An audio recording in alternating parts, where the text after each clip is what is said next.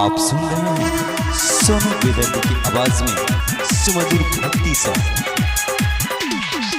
भूखल बियाऊ सामन के सोमारी असो जाई बाबा के दुआरे, असो जाई बाबा के दुआरे। भूखल बियाऊ सामन के सोमारी असो जाई बाबा के दुआरे। गाने पका मोर बढ़ी चल पा मोर बोले ला सबे बोले बामा मुस्काना जाले बाबा धामावा, मुस्काना जाले बाबा धामावा।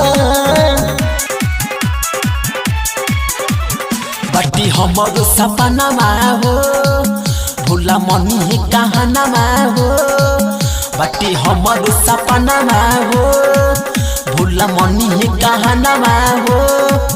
बटे ये तने कृपा भोला जी दिए सुनर बरदानावा हो।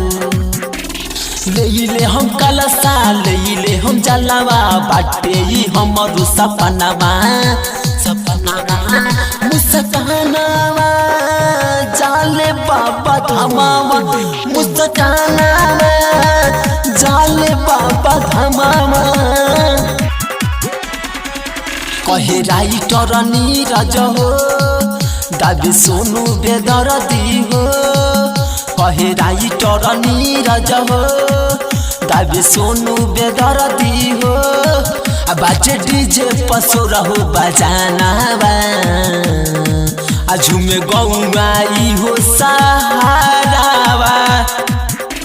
ले हम कलसा ले हम जलावा बाटे ही हमर सपनावा, सपनावा मुस्कानावा जाले बाबा धामावा, मुस्कानावा जाले बाबा धामावा। भूखल बियाऊ सामन के सोमारी असो जाई बाबा के दुआरे।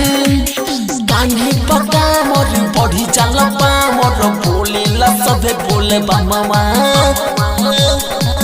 मुस्कानावा जाले बाबा धामावा, मुस्कानावा जाले बाबा धामावा। Number 1 studio new apples Motihari. Alok Bharti Motihari, contact number 8507063299।